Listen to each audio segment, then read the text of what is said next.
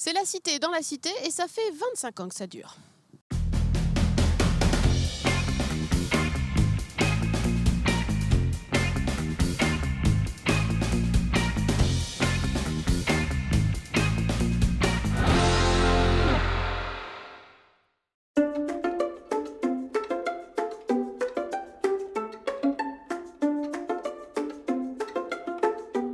Bonjour à tous et bienvenue dans votre rendez-vous quotidien sur place. J'en suis sûre, vous êtes déjà venus ici, attention à la marche, pour la folle journée, pour le concert de Triane ou de l'Orchestre national des Pays de la Loire, pour le Salon des Antiquaires.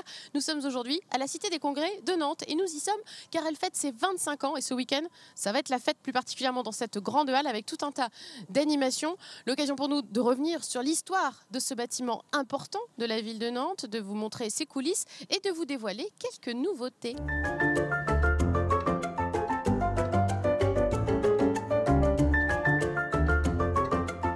Je suis avec Denis Caille, bonjour. Bonjour. Vous êtes le directeur général de la Cité. Merci de nous accueillir dans vos locaux et bon anniversaire aussi. On peut commencer par ça. Oui, c'est une date importante pour la Cité. Les 25 ans, ça représente, évidemment, on a envie d'avoir quelques chiffres. Alors, le chiffre qui m'a le plus impressionné, c'est 10 millions de visiteurs en 25 ans, c'est considérable. Oui, ça montre l'intensité de l'équipement, parce que c'est un équipement qui concentre plusieurs types d'activités. En fait, le spectacle, l'Auditorium 2000 que beaucoup de gens connaissent, qui fonctionne toute l'année et qui accueille des manifestations d'artistes divers et variés.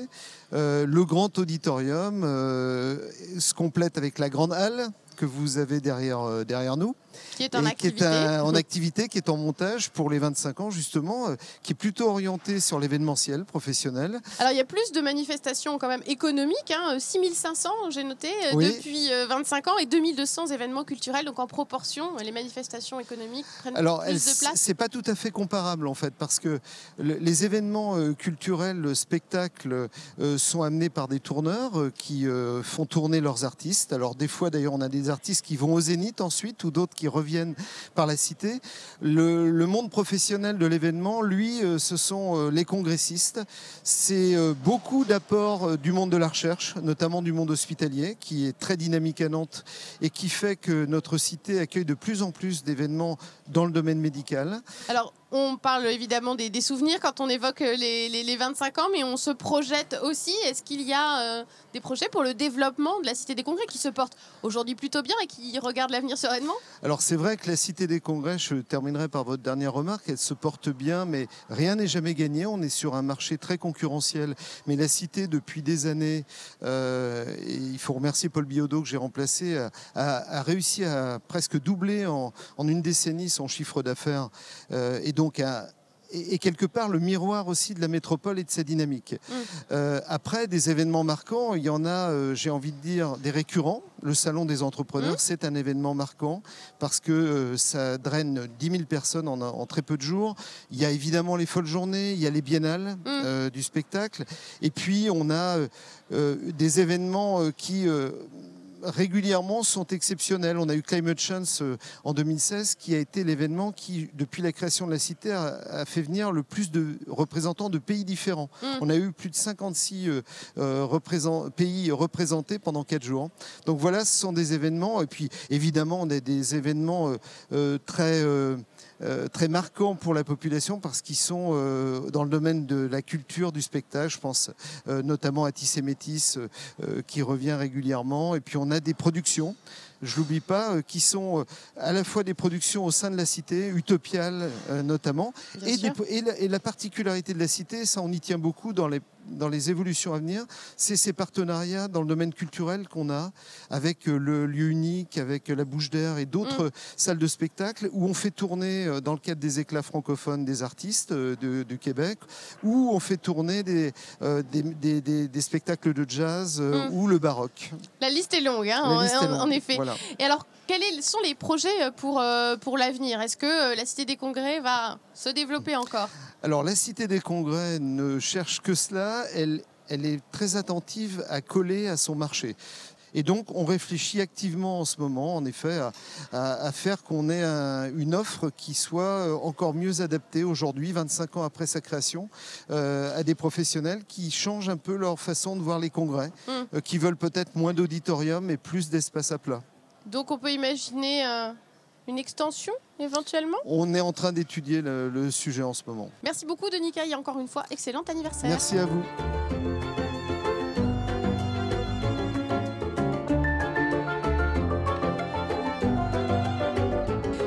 Avec Olivier Grosgeorges, bonjour. Bonjour. Directeur de l'exploitation de la Cité des Congrès, merci de nous accueillir. C'est un plaisir. Alors, on se trouve là devant un bar que les gens connaissent de la Grande Galerie, qui a considérablement changé. Et en plus, c'est tout nouveau, tout frais, puisque vous avez réceptionné les travaux là aujourd'hui. Voilà, ce matin même, nous avons réceptionné les travaux de cet espace et d'autres espaces, puisqu'on a entrepris tout au long de l'été d'importants travaux de remise à niveau d'espaces de services type des toilettes, mais aussi réaménager des espaces de détente au sein de la cité. Et l'aménagement que vous voyez derrière moi donc, préfigure en termes de style ce qui va être dans les années à venir décliné sur d'autres espaces à la cité. Alors, ces endroits avaient besoin d'une petite cure de jouvence, c'est ça?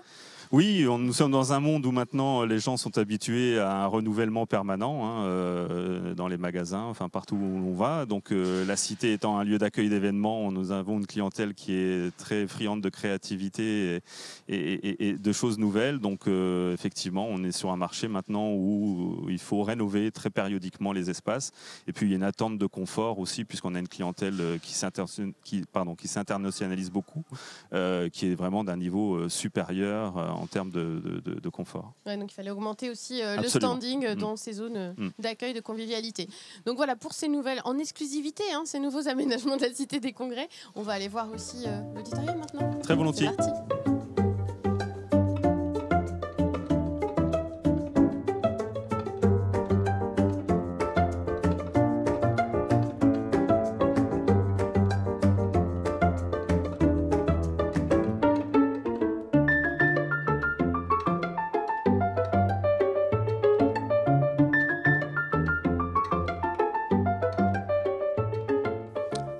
Des vedettes, Olivier et moi, on est sur la scène devant un public en délire. Où est-ce qu'on se trouve exactement? Nous sommes là sur la scène, le plateau de notre salle, notre grande salle, notre grand auditorium qui accueille donc les concerts de l'ONPL, mais aussi des concerts d'artistes rock et aussi des conventions d'entreprise.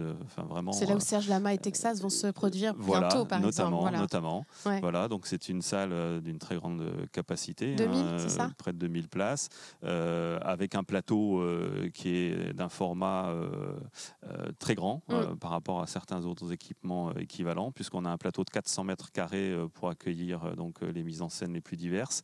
C'était déjà révolutionnaire en 92 quand la Cité des Congrès a ouvert cette salle-là? On ne peut pas dire que c'était révolutionnaire parce qu'il existait déjà des opéras, des théâtres sur le principe de cette scène. En revanche, elle a un volume de cage de scène qui n'est pas quand même courant, qui fait partie des grands équipements en France, avec une machinerie qui est assez complexe. C'est tout ce qu'il y a au-dessus de nos têtes. Toutes les perches, comme on les appelle, qui sont au-dessus de nos têtes et qui permettent d'accrocher les éléments d'éclairage, des éléments de décor et de s'adapter à peu près toutes les scénographies, puisqu'on reçoit aussi bien des opéras que des théâtres, que des concerts et des conventions d'entreprise, comme je vous le disais.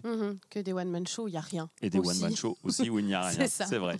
Un dernier mot peut-être pour dire que cette salle, c'est une salle à la française. À la française, attention, effectivement. Ne pas confondre. Oui, on a des gens qui la présentent à l'italienne. Il y a eu des débats d'experts sur ce sujet et il faut accepter de dire que c'est une salle à la française. Il faut revendiquer. Pour les puristes. Voilà, c'est ça. Voilà. Gralin, c'est à l'italienne. La Cité des Congrès, c'est à la française. Avec notamment parce qu'il n'y a pas de loge. Voilà. Ce sont des balcons d'un seul tenant.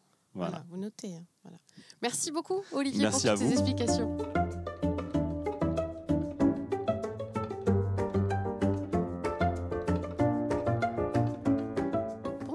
Bonjour. Régisseur plateau, j'allais dire responsable à nouveau, mais régisseur plateau. Oui, régisseur plateau, c'est le responsable de la scène. Exactement, voilà. Et donc là, vous êtes en pleine préparation, puisque ce week-end, il y a les Journées européennes du patrimoine. Vous allez accueillir du public pour montrer comment ça marche, une scène justement. On voit derrière nous l'arrière-scène où est stocké tout le matériel, c'est ça? Exactement, oui. C'est là où on stocke notre matériel lumière et notre matériel plateau, en fait. Et là, donc ce matin, on a été à Gralin. à l'Opéra de Nantes, dans leur stockage de décors, pour leur chiner un petit peu de décors pour les journées du patrimoine. Et c'est pour ça qu'on voit des beaux tableaux par terre, là. Voilà. Ouais. On a ramené quelques toiles, quelques accessoires, et on va mettre ça en place cet après-midi. Pour montrer au public comment ça marche les décors sur une scène, en fait, tout exactement, simplement. oui. Quelques manœuvres de décors, des tirés lâchés, des envolées, et puis après il y a cette machine à vent qui nous intrigue. qui Alors va on va nous faire donner une petite démonstration. une vraie machine à vent, Voilà. une vieille machine à vent, et quand on la tourne, en fait, ça fait du vent, voilà, les cheveux dans le vent en fait. Et plus on tourne vite, plus c'est la tempête après. Ouais.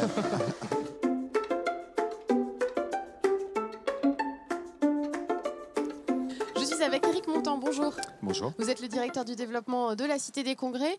Alors on le voit derrière nous, il y a des choses qui sont en préparation pour ce week-end anniversaire, pour l'ouverture de la Cité au public, dans le cadre notamment des Journées européennes du patrimoine. Dès demain soir, une soirée réservée aux professionnels, mais surtout ce week-end, le grand public qui va pouvoir découvrir l'envers du décor notamment.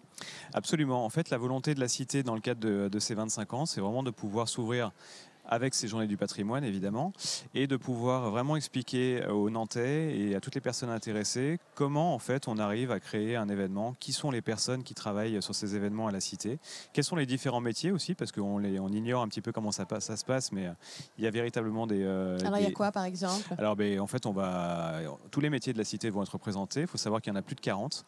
Et en fait, on a souhaité faire un focus sur vraiment ceux qui sont au cœur de l'événement. Donc, il y a tout ce qui est régie technique, le son, la vidéo, la lumière. Donc c'est passionnant véritablement, notamment sur tout ce qui est spectacle. Donc là, on va vraiment pouvoir comprendre comment ça se passe, notamment sur la scène de la 2000. Et puis après, c'est tous les métiers qui gravitent autour, les chargés de production, qui gèrent les événements sur site, le commercial. Enfin, vraiment, on va vraiment tout vous présenter. 75 salariés, tout sur la Cité, c'est ça? Oui, tout à fait. Alors au-delà de ça, il y aura aussi des animations pour le grand public là dans ce hall. Oui, alors la volonté, c'est de ne pas ouvrir une cité complètement vide. Donc en fait, on va plutôt être très plein ce week-end avec des choses très variées. On a ici Nantes Game Experience qui est en train de se monter dans le cadre de la Digital Week. Donc la Digital Week qui est un événement coordonné par la Cité des Congrès. Et donc là, Nantes Game Experience, c'est vraiment un public jeune qui est visé, un public qui aime les jeux, qui aime l'expérimentation. Il y aura beaucoup de réalité virtuelle. On va pouvoir créer son avatar 3D avec la cabine Silk, qui est une start-up nantaise avec laquelle on travaille et qui est vraiment une première. Ouais, voilà, un programme alléchant pour ce week-end à la Cité des Congrès. Merci Absolument, beaucoup, Éric Montant.